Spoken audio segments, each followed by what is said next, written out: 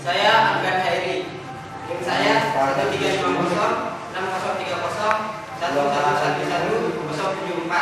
Saya dari kelas F kelompok 7. Nama saya Setiadi Goro Sediaso. NIM saya 1350-6030-1111-080. Saya dari kelas F kelompok 7.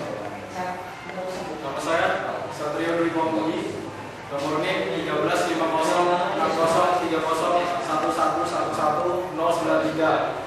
Saya dari kelas F kelompok 7. Nama saya Novi Nurjana Dewi. NIM saya 1350-60-30-1111-077. Kelas dari kelas F kelompok 7. Kami akan menjelaskan tentang serat optik.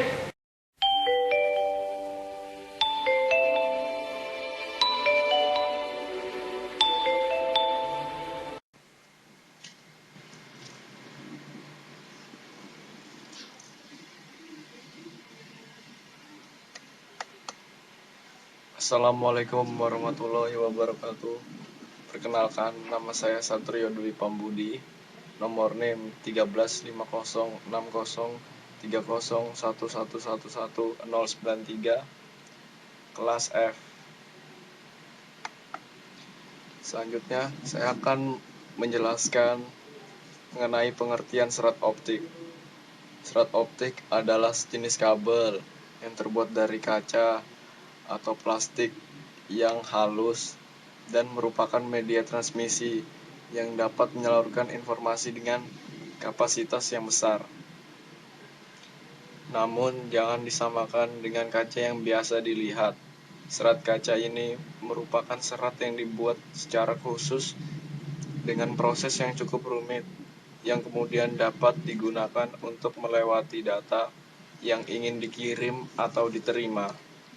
Berlainan dengan media transmisi lainnya, maka pada serat optik gelombang, pembawanya bukan gelombang elektromagnet atau listrik, melainkan merupakan sebuah sinar atau cahaya laser.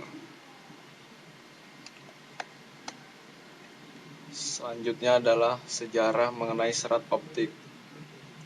Penggunaan cahaya sebagai pembawa informasi sebenarnya sudah banyak digunakan sejak zaman dahulu.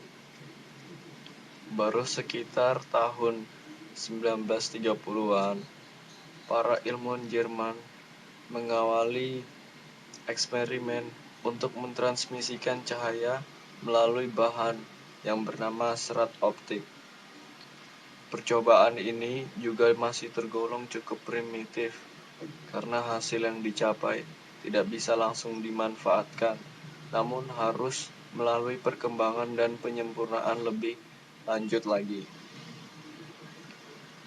Lalu perkembangan selanjutnya ketika para ilmuwan Inggris pada tahun sekitar 1958 mengusulkan prototipe serat optik yang hingga sekarang dipakai, yang terdiri atas gelas inti yang dibungkus oleh gelas lainnya. Di lain pihak, para ilmuwan selain mencoba untuk membantu cahaya melewati gelas, namun juga mencoba untuk menjinakkan cahaya. Kerja keras itu pun berhasil ketika sekitar tahun 1959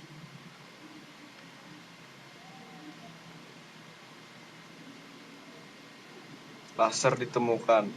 Laser beroperasi pada daerah frekuensi tampak sekitar 1014 Hz hingga 15 Hz atau ratusan ribu kali frekuensi gelombang mikro.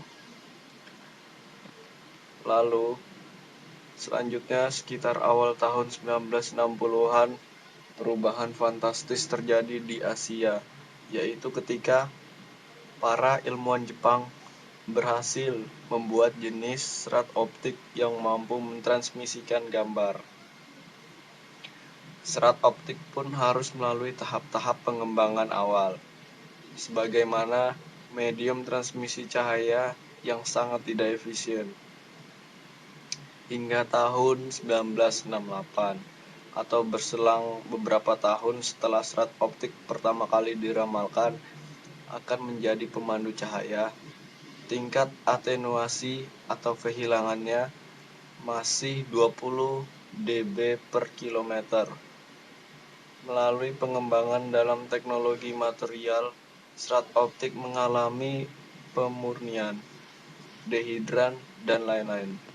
Secara perlahan tapi pasti, atenuisasinya mencapai tingkat di bawah 1 dB per kilometer.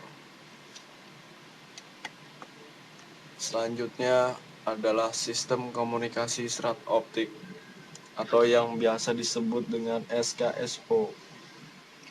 Berdasarkan penggunaannya, SKSO dibagi atas beberapa generasi. Yang pertama, generasi pertama dimulai pada tahun sekitar 1975. Generasi kedua dimulai pada tahun sekitar 1981. Generasi ketiga dimulai pada tahun 1982. Generasi keempat dimulai pada tahun 1984. Generasi kelima dimulai pada tahun 1989. Dan yang terakhir, generasi keenam yang dimulai pada akhir tahun 1989 hingga sekarang.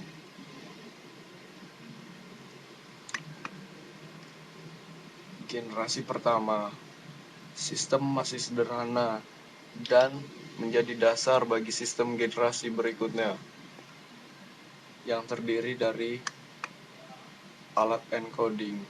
Alat encoding berfungsi untuk mengubah input sejenis suara menjadi sinyal listrik. Selanjutnya, transmitter berfungsi sebagai pengubah sinyal listrik menjadi sinyal gelombang berupa LED dengan panjang gelombang sekitar 0,87 mm.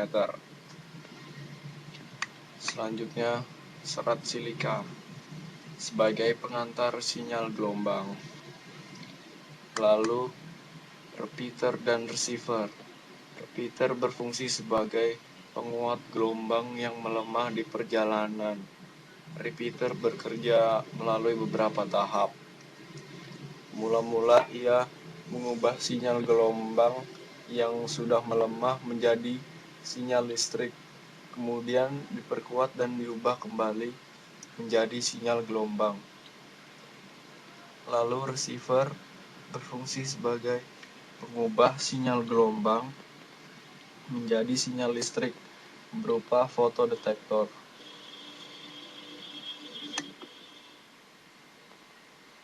Selanjutnya adalah alat decoding, berfungsi sebagai pengubah sinyal listrik menjadi output yang sejenis suara.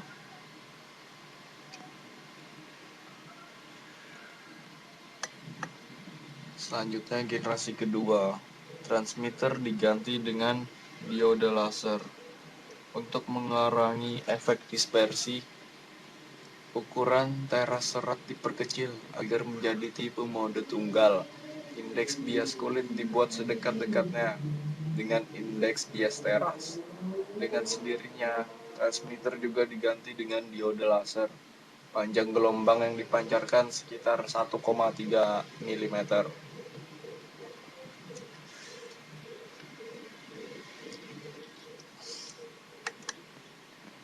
Lalu generasi ketiga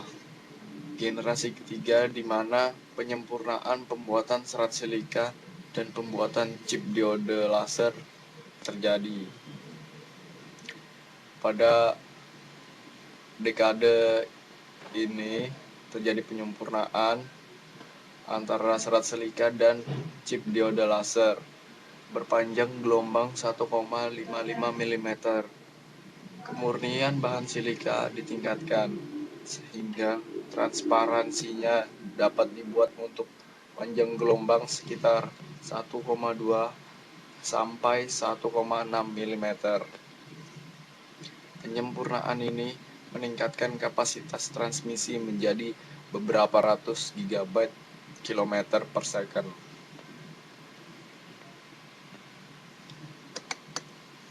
Selanjutnya, generasi keempat. Kapasitas memperbesar transmisi dan jangkauan jaraknya. Dimulainya riset dan pengembangan sistem koheren. Modulasinya yang dipakai bukan modulasi intensitas, melainkan modulasi frekuensi, sehingga sinyal yang sudah lemah intensitasnya masih dapat dideteksi. Maka jarak yang dapat ditempuh juga kapasitas transmisinya ikut membesar. Pada tahun ini, kapasitasnya sudah dapat menyamai kapasitas sistem deteksi langsung. Namun, generasi ini terhambat perkembangannya karena teknologi, sumber, dan deteksi modulasi frekuensi masih sangat jauh tertinggal.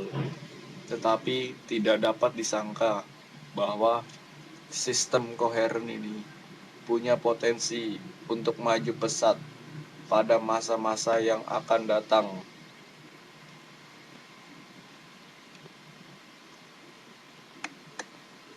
Selanjutnya adalah generasi yang kelima. Dikembangkan suatu penguat optik yang menggantikan fungsi repeater pada generasi-generasi sebelumnya. Pada generasi ini dikembangkan suatu penguat optik yang menggantikan fungsi repeater pada generasi-generasi sebelumnya. Sebuah penguat optik terdiri dari sebuah diode laser atau panjang gelombang sekitar 1,48 mm dan sejumlah serat optik dengan doping erbium di terasnya. Pada saat serat ini disinari diode lasernya, atom-atom erbium di dalamnya akan tereksitasi dan membuat inversi populasi. Sehingga bila ada sinyal lemah masuk penguat dan lewat di dalam serat, atom-atom itu akan serentak mengadakan dieksitasi yang disebut emisi terangsang atau dengan istilah stimulated emission. Akibatnya, sinyal yang sudah melemah akan diperkuat kembali oleh emisi dan diteruskan keluar penguat. Keunggulan penguat optik ini terhadap repeater adalah tidak terjadinya gangguan terhadap perjalanan sinyal gelombang. Sinyal gelombang tidak perlu diubah menjadi listrik dahulu, dan seterusnya, seperti yang terjadi pada repeater. Dengan adanya penguat optik ini, kapasitas transmisi melonjak hebat sekali. Pada awal pengembangannya hanya dicapai 400 GB kilometer per second. Tetapi setahun kemudian kapasitas transmisi sudah menembus harga sekitar 35.000 GB kilometer per second.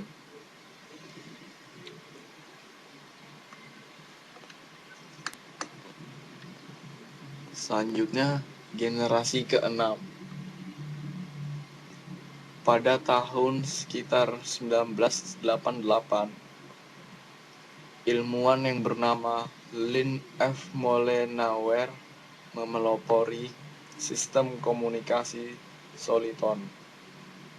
Sistem komunikasi soliton adalah pulsa gelombang yang terdiri dari banyak komponen panjang gelombang.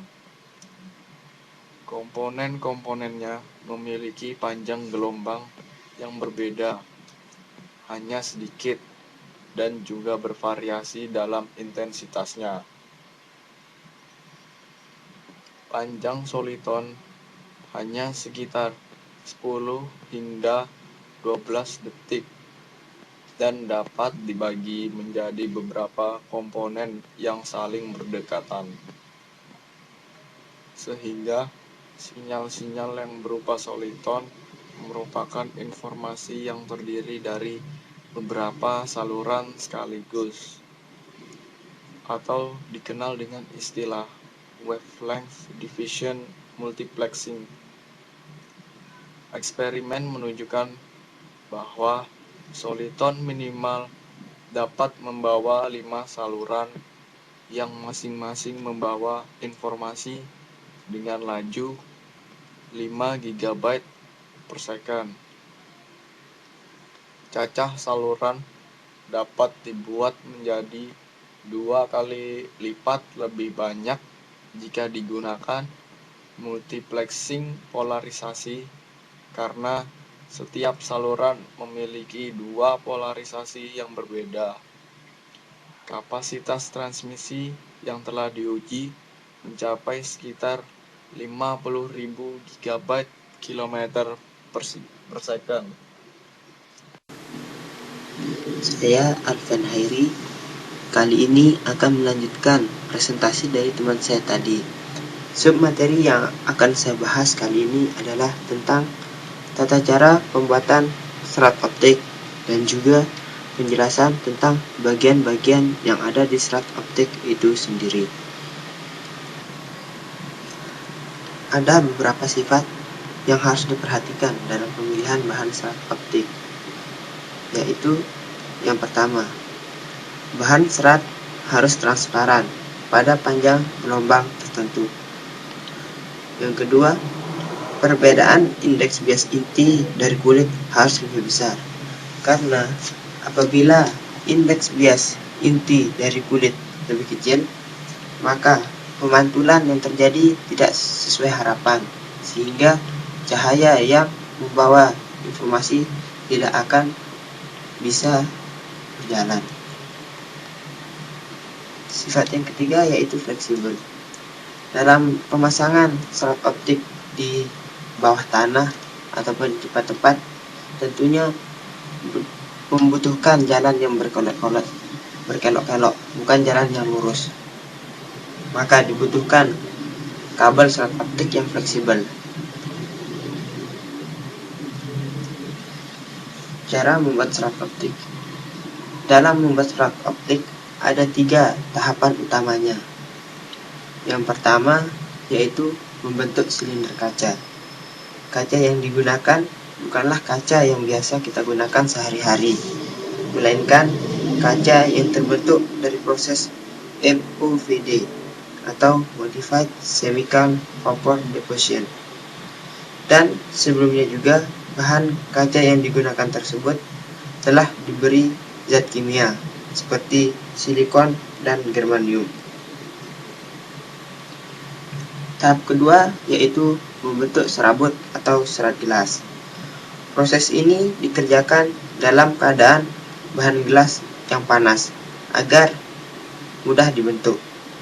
Dan yang terpenting dalam pembuatan serat optik adalah menjaga agar perbandingan relatif antara bermacam lapisan tidak berubah sebagai akibat dari tarikan.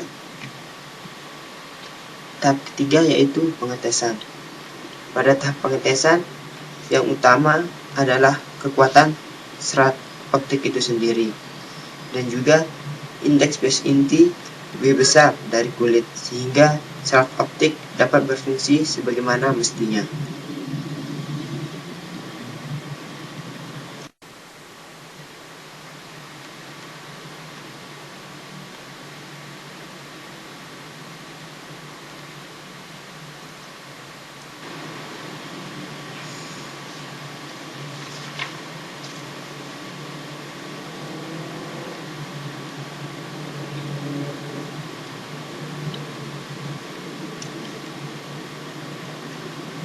Serat optik terdiri dari 2 bagian inti, yaitu yang pertama adalah core dan yang kedua adalah cladding. Bagian core pertama-tama direndam di dalam larutan silikon agar tidak terjadi korosi. Setelah itu, core dan cladding disatukan dan dipanaskan dengan suhu kurang lebih 2000 derajat Celcius.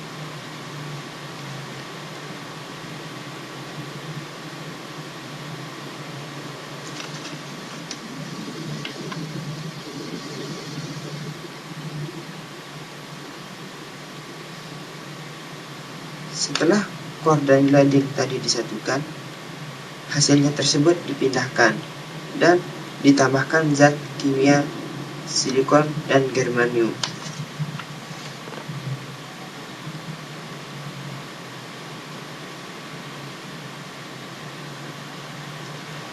Zat kimia silikon dan germanium ini akan bereaksi dengan oksigen dan menghasilkan silikon dioksida dan germanium dioksida.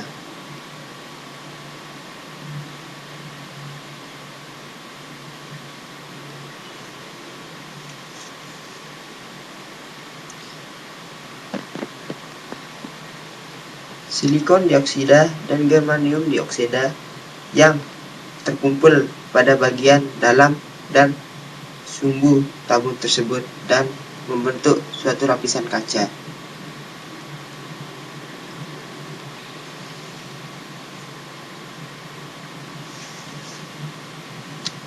Ini merupakan tahap pembentukan gelas silinder.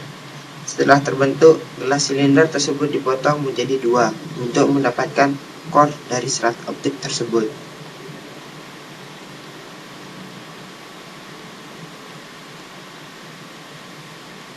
Tabung yang telah selesai tadi dibawa dan diproses di dalam suatu alat semacam tungku. Tungku ini memiliki suhu ribuan derajat Celcius yang berguna untuk memanaskan tabung kaca agar mudah dibentuk.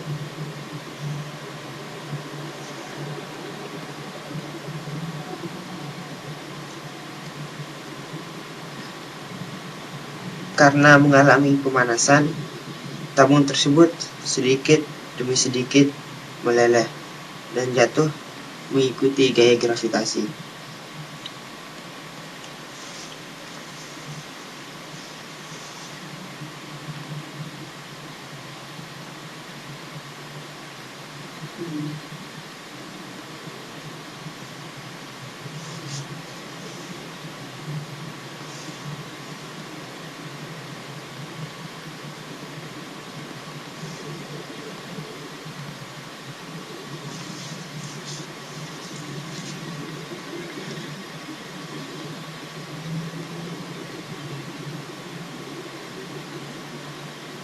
Dan ini merupakan proses penguntaian serat optik menggunakan suatu alat tertentu yang dapat menggulung serat optik menjadi kabel yang panjang.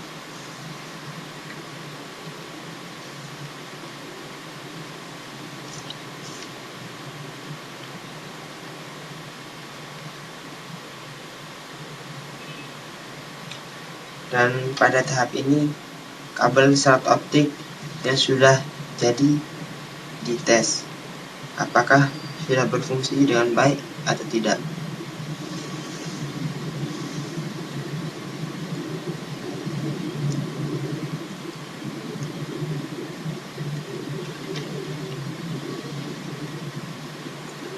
Komponen sistem komunikasi fiberoptik. Sistem komunikasi biasanya terdiri dari 5 komponen utama, yaitu yang pertama adalah optical transmitter. Optical transmitter merupakan sebuah komponen yang bertugas untuk mengirimkan sinyal-sinyal cahaya ke dalam media pembawanya. Di dalam komponen ini terjadi proses mengubah sinyal-sinyal elektronik analog maupun digital menjadi sebuah bentuk sinyal-sinyal cahaya. Sinyal inilah yang kemudian bertugas sebagai sinyal korespondensi untuk data kita. Optical transmitter secara fisik sangat dekat dengan media fiber optik pada penggunanya, dan bahkan optical transmitter dilengkapi dengan sebuah lensa yang akan memfokuskan cahaya ke dalam media fiber optik tersebut. Sumber cahaya dari komponen ini bisa bermacam-macam. Sumber cahaya yang biasanya digunakan adalah LED ataupun laser. Sumber cahaya yang menggunakan LED lebih sedikit mengkonsumsi daya daripada laser. Namun, sebagai konsekuensinya, sinar yang dipancarkan oleh LED tidak dapat menempuh jarak sejauh laser. Komponen yang kedua adalah optical receiver.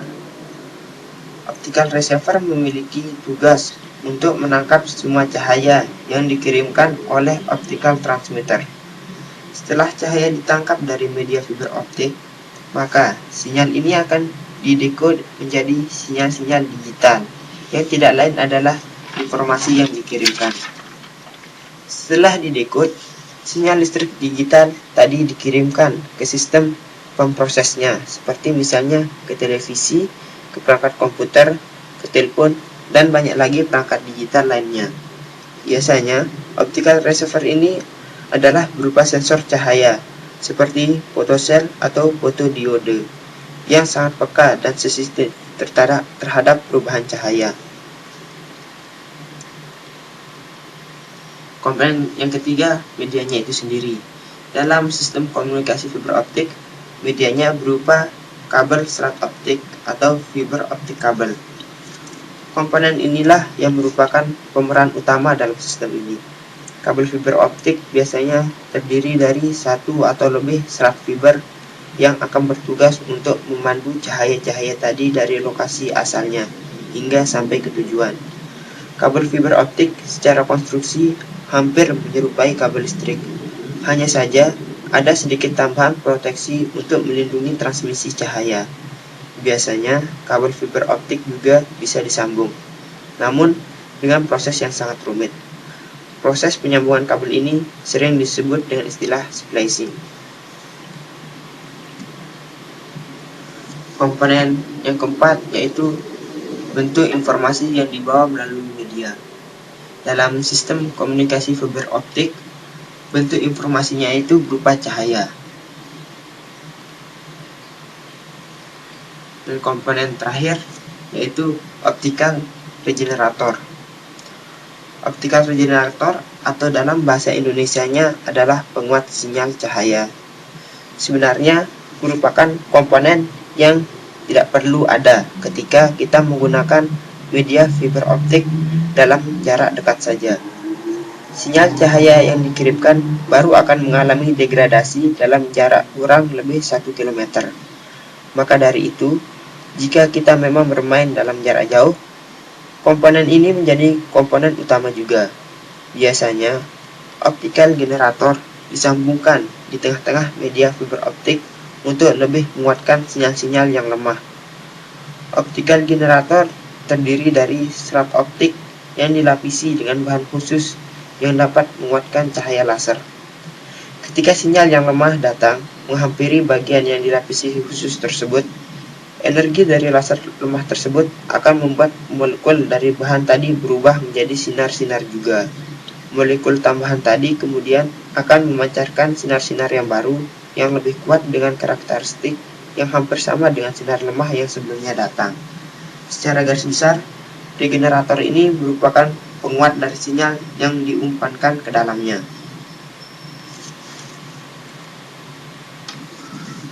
Bagian-bagian serat optik. Bagian serat optik, kabel serat optik ada 3. Yang pertama yaitu core atau inti serat, yang kedua cladding atau lapisan materi pelindung, dan ketiga buffer coating atau jaket. Core atau inti serat adalah gelombang cahaya yang dikirimkan akan merambat dan mempunyai indeks bias lebih besar dari lapisan kedua. Terbuat dari kaca atau gelas yang berdiameter antara 2 sampai 125 mm. Dalam hal ini tergantung dari jenis serat optiknya. Cladding, yaitu lapisan materi pelindung, adalah selubung dari core. Bagian ini mengelilingi bagian inti atau core dan mempunyai indeks bias lebih kecil dibandingkan dengan bagian inti. Cladding terbuat dari kaca yang berdiameter antara 5 sampai 250 mm. Juga tergantung dari jenis serat optiknya. Coating atau lapisan jaket adalah bagian yang merupakan pelindung lapisan inti dan selimut atau core dan cladding yang terbuat dari bahan plastik yang elastis. Nama saya Setiadi Bagus Haryanto. NIM saya 1350601111180.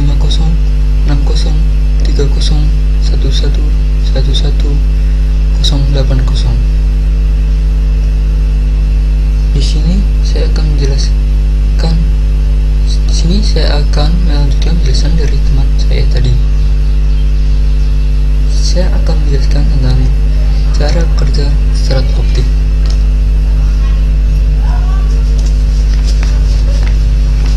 Source diubah menjadi sinyal listrik.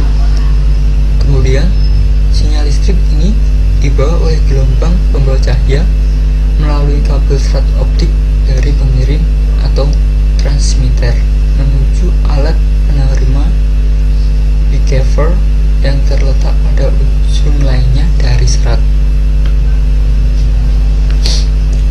Modulasi gelombang cahaya ini dapat dilakukan dengan merubah sinyal listrik termodulasi menjadi gelombang cahaya pada transmitter dan kemudian merubahnya kembali menjadi sinyal listrik pada receiver. Pada receiver, sinyal listrik dapat dirubah kembali menjadi sinyal yang diinginkan.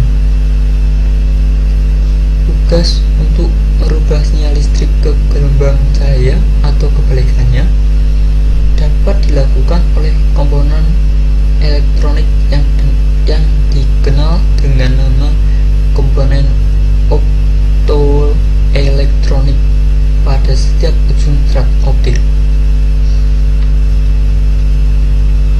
Dalam perjalanannya dari transmitter menuju ke receiver akan terjadi redaman cahaya di sepanjang kabel serat optik dan konektor-konektornya atau sambungan. Karena itu, bila jarak ini terlalu jauh, akan diberlakukan sebuah atau beberapa reflektor yang bertugas untuk memperkuat gelombang cahaya yang telah mengalami redaman. Dan selanjutnya adalah jenis-jenis kabel serat optik. Menurut jenisnya, kabel serat optik itu dibedakan menjadi 3 macam, yaitu yang pertama single mode fiber, yang kedua multi-mode step index fiber, yang ketiga multi-mode gradient index.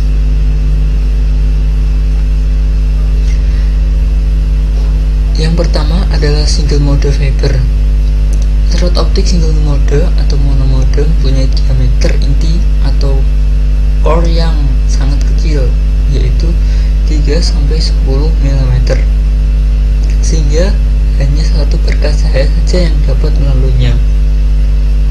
Oleh karena itu, hanya satu berkas cahaya, maka tidak ada pengaruh bias terhadap perjalanan cahaya atau pengaruh perbedaan waktu sampainya cahaya dari ujung satu sampai ke ujung yang lainnya, atau tidak terjadi dispersi.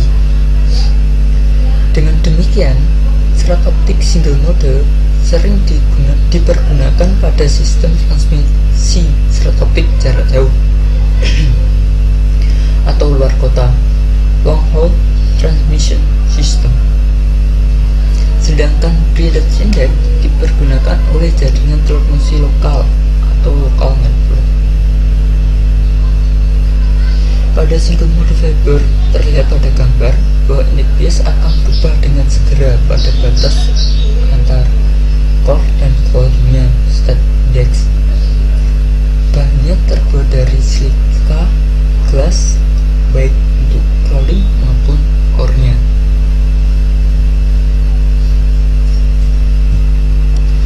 Yang kedua, multimode step index fiber. Serat optik ini pada dasarnya mempunyai diameter core yang besar, yaitu 500 sampai 40 mikrometer dibandingkan dengan diameter cloudingnya 125 sampai 500 mm mikrometer. Index bias atau core atau inti konstan, ukuran core inti besar yaitu 50 mikrometer yang dilapisi ke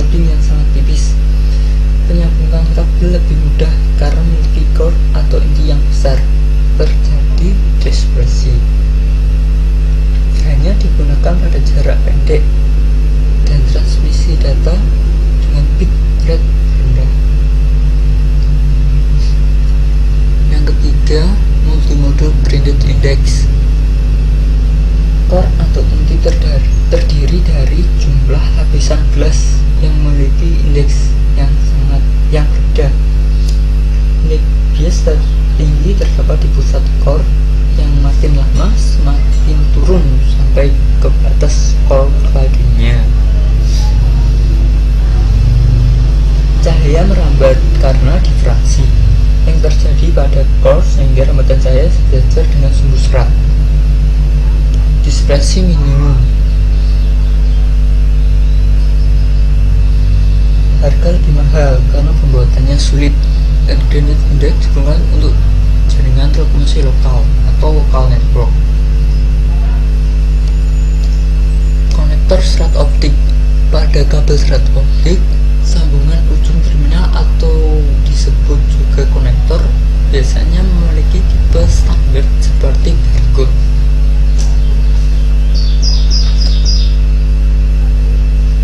FC atau fiber connector digunakan untuk kabel single mode dengan akurasi yang sangat tinggi dalam menghubungkan kabel dengan transmitter maupun receiver. Konektor ini digunakan sistem grade clear dengan posisi yang dapat diatur sehingga ketika dipasangkan ke perangkat lain akurasinya tidak akan mudah berubah.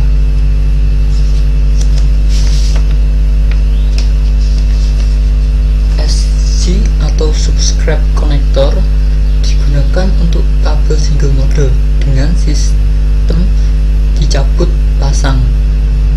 Konektor ini tidak terlalu mahal, simple, dan dapat diatur secara manual, serta akurasinya baik bila dipasangkan ke perangkat lain. ST atau strike tip bentuknya seperti bayonet, berkunci hampir mirip dengan konektor BNC. Sangat umum digunakan baik untuk kabel multimode maupun single mode dan juga sangat mudah digunakan baik dipasang maupun dicabut.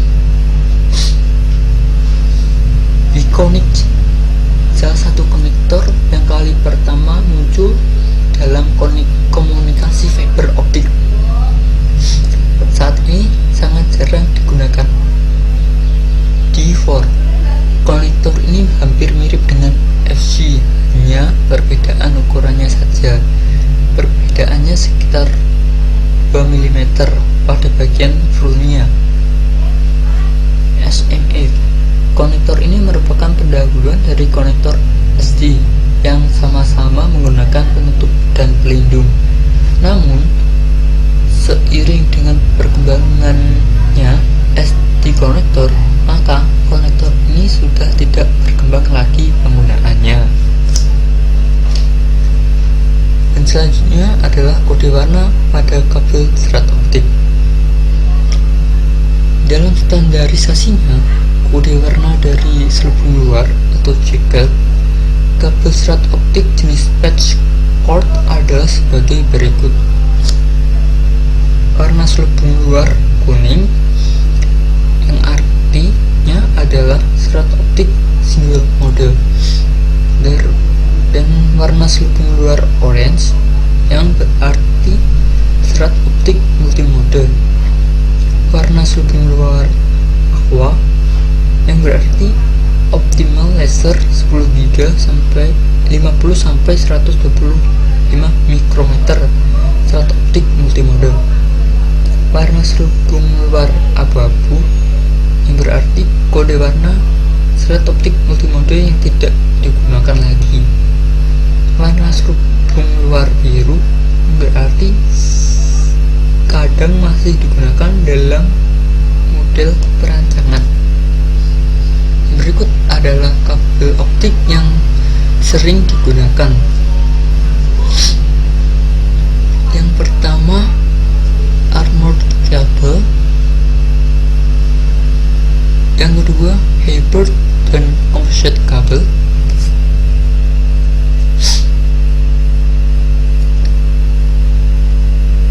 Yang ketiga dan keempat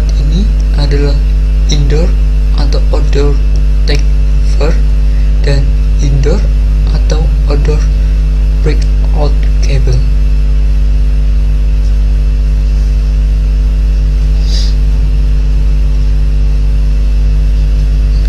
Dan ini yang kelima adalah low smoke zero halogen atau LSZH. Dan ini adalah distribution cable. Dan ini yang terakhir adalah aerial cable atau self-supporting. Assalamualaikum warahmatullahi wabarakatuh. Nama saya Novi Nurdiana Dewi, nomor NIM 1350603011111077. Saya dari kelompok 7 kelas F. Saya akan melanjutkan penjelasan dari teman saya mengenai serat optik. Kelebihan serat optik. Media fiber optik merupakan media yang memiliki banyak kelebihan, terutama dari segi performa dan ketahanannya menghantarkan data. Media ini tampaknya masih menjadi media yang terbaik saat ini dalam media komunikasi kabel. Kelebihan yang dimiliki media ini memang membuat komunikasi data menjadi lebih mudah dan cepat untuk dilakukan. Maka dari itulah media ini menjadi pilihan banyak orang untuk mendapatkan komunikasi yang berkualitas. Berikut beberapa kelebihan dari serat optik. Yang pertama, lebar jalur besar dan kemampuan dalam membawa banyak data dapat memuat kapasitas informasi yang sangat besar dengan kecepatan transmisi mencapai gigabyte per detik dan menghantarkan informasi jarak jauh tanpa pengulangan. Yang kedua, keamanan yang lebih tinggi. Yang ketiga, ukuran kecil dan ringan sehingga hemat pemakaian ruang. Yang keempat, imun, kekebalan terhadap gangguan elektromagnetik dan gangguan gelombang radio.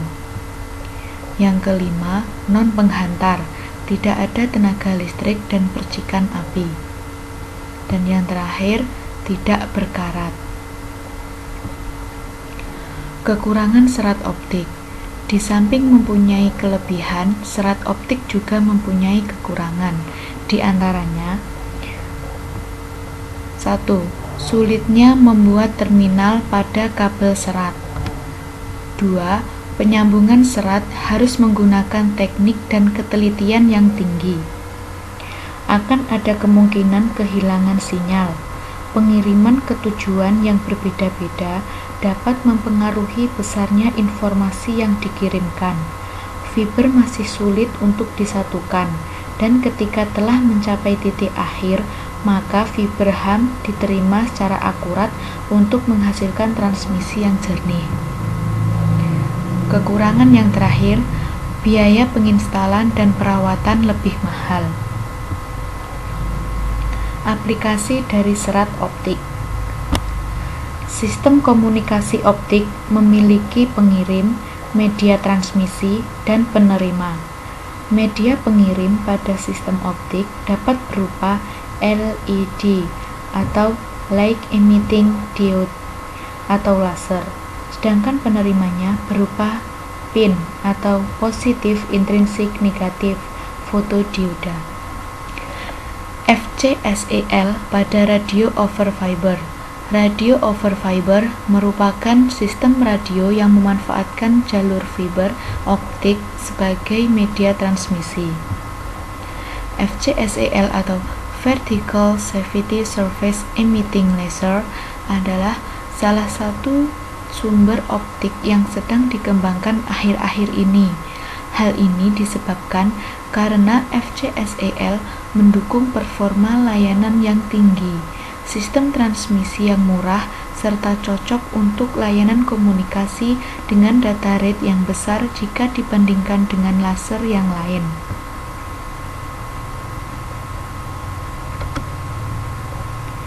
FCSEL beroperasi pada panjang gelombang 850 nanometer.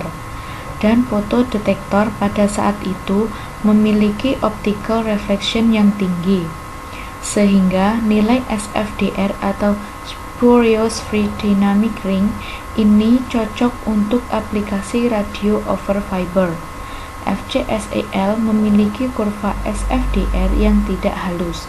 Hal ini terjadi karena ketika laser mentransmisikan data secara simultan pada baseband dan pada kanal radio, sinyal carrier yang dimuk dengan sinyal baseband akan menghasilkan distorsi. Rendahnya indeks modulasi juga mengakibatkan turunnya BER atau Bit Error Rate. Kualitas sebuah sistem komunikasi ini dilihat dari besarnya S atau N pada penerima. S atau N adalah perbandingan sinyal informasi yang dikirim terhadap noise di penerima. Sinyal informasi dan noise akan mengalami atenuasi pada kanal radio, sehingga LNA atau Low Noise Amplifier akan dapat memisahkan noise dan sinyal informasi. Noise level setelah melewati LNA akan lebih tinggi daripada RIN pada laser. Berarti noise pada link optik tidak terlalu berpengaruh pada nilai S atau N, sehingga dapat dibedakan oleh link radio. RIN laser dan noise di penerima adalah sumber utama noise pada link optik, sehingga bisa diasumsikan bahwa noise dapat dipisahkan oleh laser jika atenuasi optik tidak besar dan noise power laser lebih tinggi dibandingkan noise thermal pada receiver. Loss pada link optik dipengaruhi oleh arus noise dari penerima atau noise current density, RIN, daya output laser, dan responsivity photodioda. S atau N pada link optik dipengaruhi oleh indeks modulasi dan RIN. Endoskop. Endoskop adalah suatu alat yang digunakan untuk memeriksa organ-organ di dalam badan secara visual, sehingga dapat dilihat sejelas-jelasnya setiap kelainan yang timbul pada organ yang diperiksa. Jadi, jelas bahwa endoskop adalah suatu alat untuk membantu menegakkan diagnosa. Alat ini digunakan dalam pemeriksaan endoskopi, berbentuk pita kecil panjang yang dapat dimasukkan ke dalam tubuh, misalnya ke lambung atau ke rongga tubuh lainnya. Di dalam pipa tersebut terdapat 2 buah serat optik, satu untuk menghasilkan cahaya agar bagian tubuh di depan ujung endoskop terlihat jelas, sedangkan serat lainnya berfungsi sebagai penghantar gambar yang ditangkap oleh kamera. Di samping itu, kedua serat optik tersebut terdapat 1 buah bagian lagi yang bisa digunakan sebagai saluran untuk pemberian obat dan untuk memasukkan atau menghisap cairan. Selain itu, bagian tersebut juga dapat dipasangi alat-alat medis seperti gunting kecil, sikat kecil, dan lain-lain. Endoskop dapat diarahkan ke atas, bawah, dan ke kiri, kanan sewaktu dimasukkan ke dalam tubuh. Mikroendoskop dapat dimasukkan melalui hidung ke rongga sinus atau melewati bagian belakang tenggorokan dan saluran eustachius menuju telinga, atau melalui pembuluh darah menuju jantung, atau turun melalui saluran pencernaan dan menuju ke hati dan kantung empedu, atau melalui saluran kencing ke ginjal. Endoskopi tidak hanya berfungsi sebagai alat periksa, tetapi juga untuk melakukan tindakan medis seperti pengangkatan polip, penjahitan, dan lain-lain. Selain itu, endoskopi juga dapat digunakan untuk mengambil sampel jaringan jika dicurigai jaringan tersebut terkena kanker atau gangguan lainnya. Beberapa jenis gangguan yang dapat dilihat dengan endoskopi antara lain abses, sirosis biliaris, pendarahan, bronkitis, kanker, kista, batu empedu, tumor, polip, tuka, dan lain-lain. Prosedur medis yang menggunakan endoskopi mempunyai berbagai macam nama, tergantung jenis dan organ yang diperiksa. Charlov-Cuff. Selama ini, fiber hanya dipakai untuk transmisi antar sentral sebagai jaringan backbone dan digunakan untuk komunikasi jarak jauh. Lalu, mulai dikembangkanlah suatu jaringan lokal bahkan sampai ke terminal pelanggan dengan media fiber. Sistem transmisi fiber optik yang digunakan pada jaringan lokal tersebut dinamakan jaringan lokal akses fiber atau Charlov-Cuff. Charlov-Cuff merupakan sebuah solusi strategis bagi jaringan akses pelanggan. Teknologi Charlov-Cuff adalah teknologi yang sedang berkembang, sehingga berbagai metode transmisi dimungkinkan untuk diterapkan dan relatif masih terbatas jumlah implementasinya di lapangan. Teknologi Charlov-Cuff yang saat ini sudah berkembang dengan baik antara lain DLC atau Digital Loop Carrier, PON atau Passive Optical Network, dan AON atau Active Optical Network, dan HFC atau Hybrid Fiber Coax. DLC, PON, dan AON merupakan teknologi Charlov-Cuff dan dapat terintegrasi dengan copper pair, sedangkan HFC merupakan teknologi Charlov-Cuff yang terintegrasi dengan koaksial. Namun, ketepatan dalam segi perencanaan dan operasional serta pemilihan arsitektur dan teknologi jaringan yang digunakan akan sangat mempengaruhi kesuksesan kegiatan operasi, perawatan, efektivitas investasi, serta kemudahan pengembangan jaringan dan layanan jasa. Ruang lingkup Charlov-Cuff berdasarkan lebar pita dapat dibedakan menjadi dua macam, yaitu narrowband dan broadband. Narrowband dengan transmisi kurang dari 2 Mbps mampu memberikan layanan voice atau telepon. Broadband dengan transmisi di atas 2 Mbps dapat memberikan layanan yang lebih beragam seperti voice, data, dan citra, baik diam maupun bergerak. Sekian penjelasan dari saya. Mohon maaf apabila ada kekurangan.